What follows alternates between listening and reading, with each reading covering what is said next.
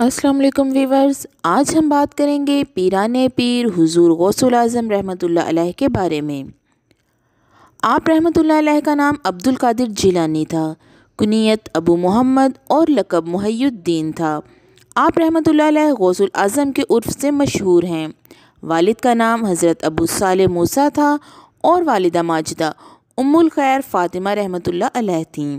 आपका सिलसिला नसब वालिद की तरफ से 11 वास्तों और वालिदा की तरफ से 14 वास्तों से हज़रत अली करमुल्लाह वजह से जा मिलता है। हजूर गौसुल आज़म का जाए पैदाइश कस्बा गिलान जो कि शुमाली फ़ारिस या ईरान में है।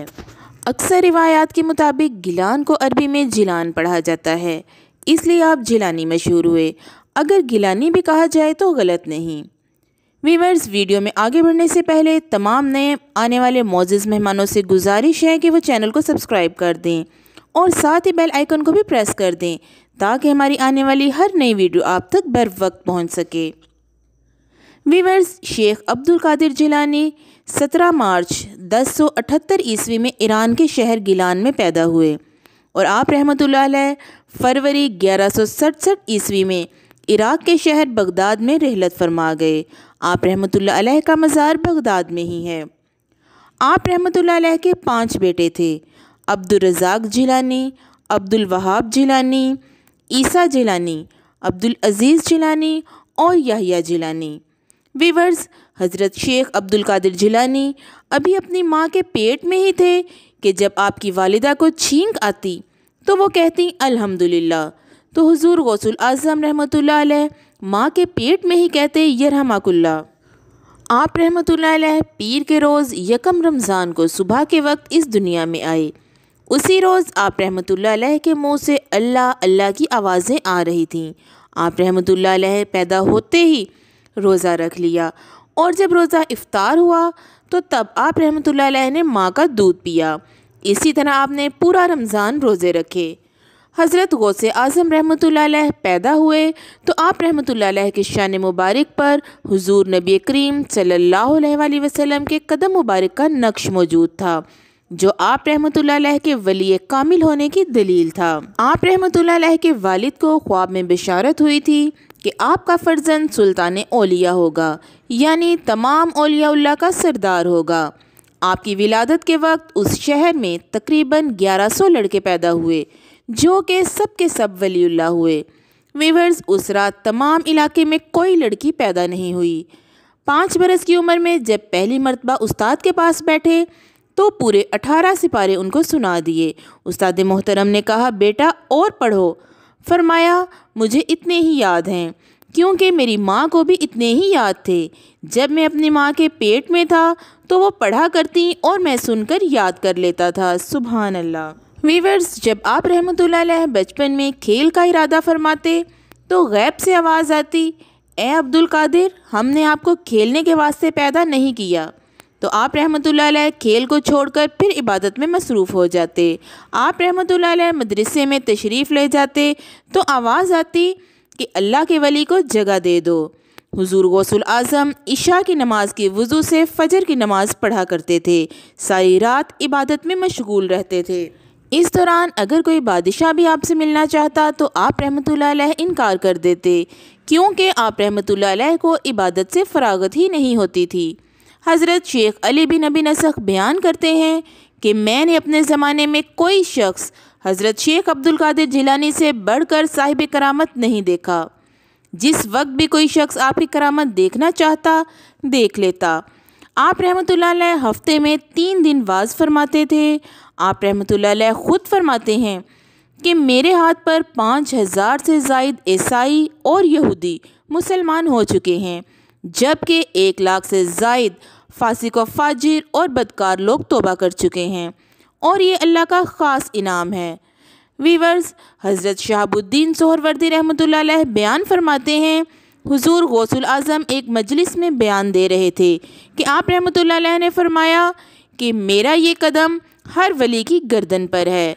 जब हुज़ूर गौसुल आज़म का ये फरमानी मुबारक एक दूसरे बुज़ुर्ग तक पहुँचा, जो कि उस वक्त के आलिम दीन, हाफिज़ कुरान और उनके बहुत बड़े मुरीद थे, उन्होंने नाखुशगवारी का मुज़ाहिरा किया और नहायत ख़राब लहजे में कहा کہ ان کا یہ قدم دوسرے ولیوں کی گردن پر تو ہوگا، پر ان کا قدم میری گردن پر نہیں ہے۔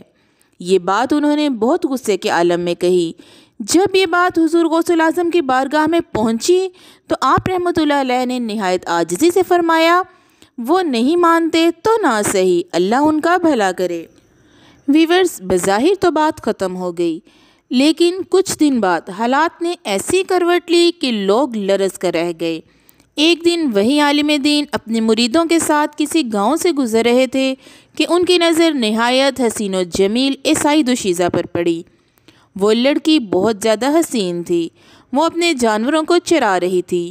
بزرگ کے قدم جیسے پتھر ہو گئے۔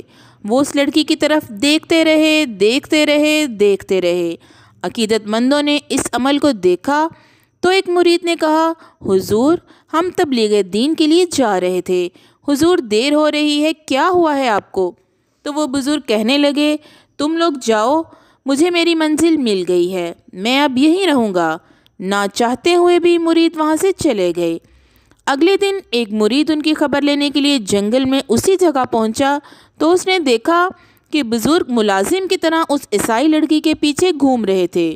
اس مرید کی آنکھوں میں آنسو آ گئے۔ مرید ان کے پاس آیا اور کہا، حضور واپس چلیے۔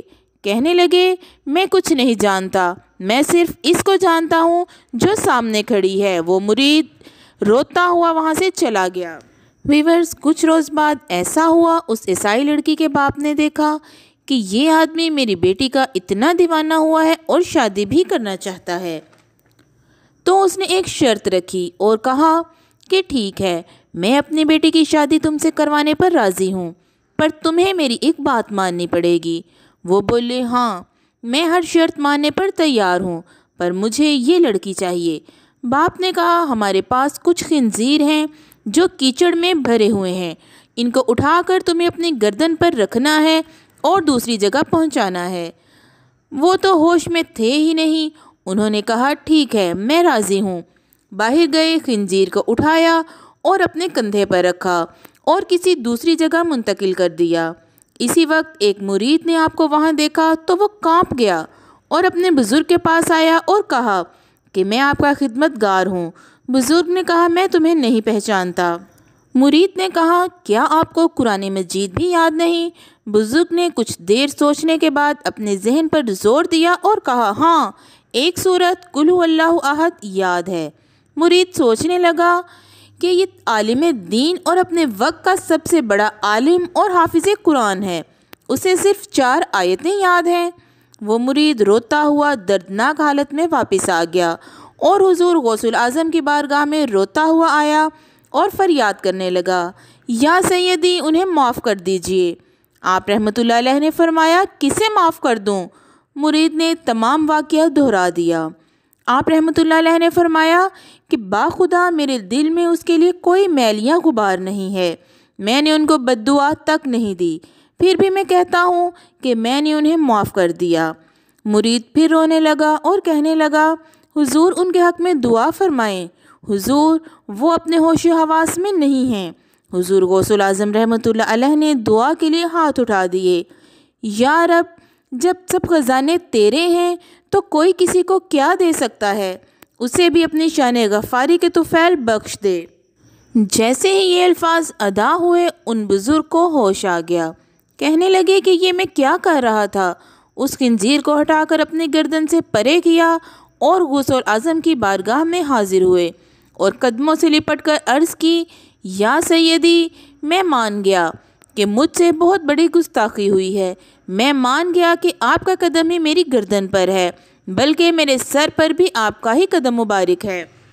ویورز، اللہ پاک کی شان کہ وہ آپ کی شان میں کوئی گستاخی برداشت نہیں کر سکتے۔